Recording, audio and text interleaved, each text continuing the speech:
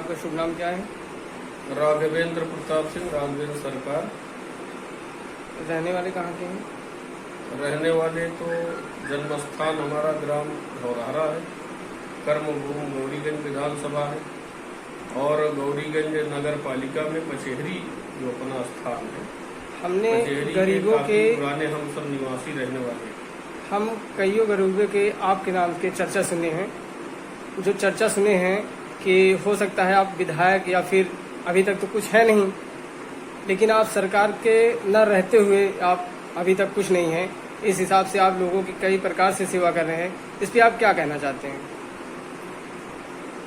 जहां तक आप कह रहे हैं कि अभी कुछ नहीं है, तो मैं भारतीय जनता पार्टी का निवर्तमान प्रदेश कार्यकारिणी का सदस्य हूं और केंद्र सरकार में रेलवे बोर्ड में ZRUCC सदस्य हैं भारत सरकार में, और उत्तर प्रदेश सरकार में विशेष आमंत्रित सदस्य श्रम कल्याण बोर्ड में भी। अभी एक हफ्ते पहले हम गौरीगंज गए थे, तो आपके नाम की कई चर्चा सुनी। हो सकता है आप विधायक वहाँ के दावेदार हैं?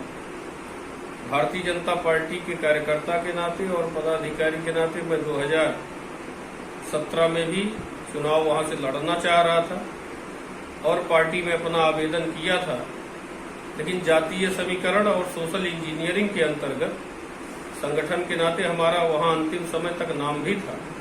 वहां ब्राह्मण कैंडिडेट देना था, इस नाते से वहां पार्टी में लड़ाया। लॉकडाउन में आप गरीबों की बहुत सेवा की। ये तो हमारा संस्कार है, क्योंकि मैं राष्ट्रीय स्वयंसेवक संघ का प्रचारक रहा, संघ का स्वयंसेवक हूँ, तो इस नाते से भारत का रहने वाला हूँ, तो देश समाज राष्ट्र के उत्थान और उसके विकास के लिए सेवा करना ये हमारा परम कर्तव्य। अगर आप विधायक बन जाते हैं तो जनता के लिए आप क्या करेंगे? यदि मैं विधायक बनता हूं और वास्तव में जैसी परिस्थिति है, जैसे सहयोग है सबका, उसमें विधायक बनने में कोई बड़ी अड़चन नहीं है। विधायक बनने ऐसी परिस्थिति में गौरीगंज विधानसभा जो उपेक्षित रहा है, और मात्र उपेक्षित इसलिए रहा है कि उसकी जो भी वहां नेतृत्व करने वाले लोग थे, वो दादा तेजभान को अगर छोड़ दिया जाए, जो भारतीय जनता पार्टी के विधायक थे, तो उनकी व्यक्तिगत अपनी प्रतिष्ठा और अपना वैभव को विस्तार करने के लिए वो विधायक थे।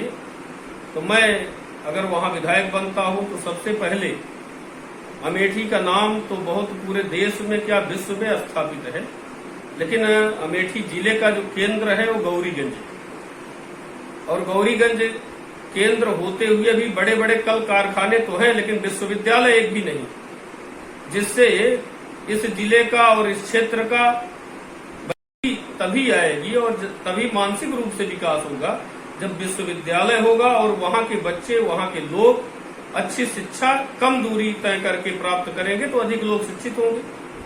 तो हमारे दिमाग में है कि मैं एक विश्वविद्यालय की वहां स्थापना करूंगा।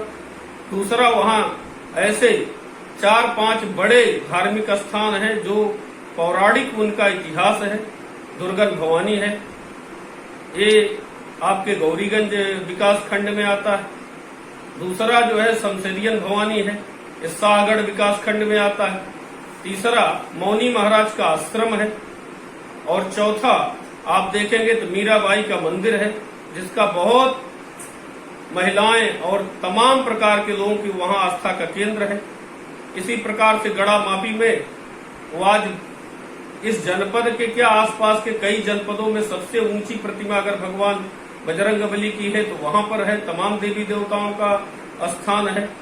मोई धाम है, और हिंगलाज देवी जो पूरे विश्व में अगर 2 मंदिर हैं, केवल पाकिस्तान में हिंगलाज देवी जी का मंदिर है और दूसरा दादरा में जो हमारे मुसाफिर खाना विकास खंड में पड़ता है वहां पर है। और 1857 से ज्यादा महत्वपूर्ण जो क्रांति थी, उस क्रांति का नाम है भाले सुल्तानियों ने वहां शहीद होकर के और क्रांति किया था देश समाज राष्ट्र के लिए।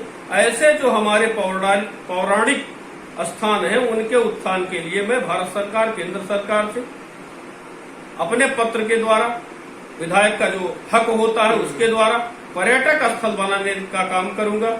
और जो अभी तमाम ऐसे हमारे यहाँ रोड है, सड़क है, प्रदेश में सरकार होने के बाद केशव प्रसाद मौर्य जी ने बहुत अथक परिश्रम करके उनको बनवाया, लेकिन जो विधायक के माध्यम से होना चाहिए, जो विधायक का प्रतिनिधित्व होना चाहिए विधानसभा में, वो कहीं न कहीं अछूता होने के कारण जो सार्वजनिक विकास होना चाहिए वो नहीं हो पा रहा है।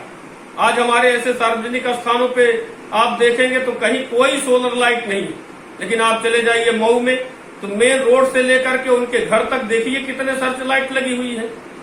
इस नाते से स्वाभाविक है कि जो समाज देश राष्ट्र का भाव लेकर के चलेगा वो पहले समाज का काम करेगा, तब व्यक्तिगत काम करेगा।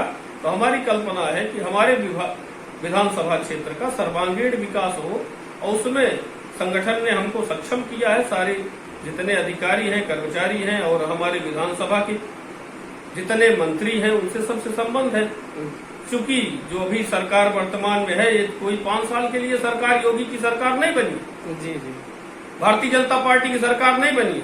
ये लंबे समय तक काम करने के लिए देश समाज राष्ट्र का केंद्र और प्रदेश की सरकार बनी है। आने वाले समय में फिर सरकार बनेगी और गौरीगंज का सर्वांगीण विकास होगा और भारतीय जनता पार्टी के विधायक के नाते सर्वांगीण विकास होगा। इसके लिए मैं आप सबको पहले से ही साधुवाद देता हूं और धन्यवाद भी देता हूं कि गौरीगंज में रहने वाली हमारी जो जनता है आने वाले समय में उसको किसी प्रकार से वो भय मुक्त होगी, विकास युक्त होगी।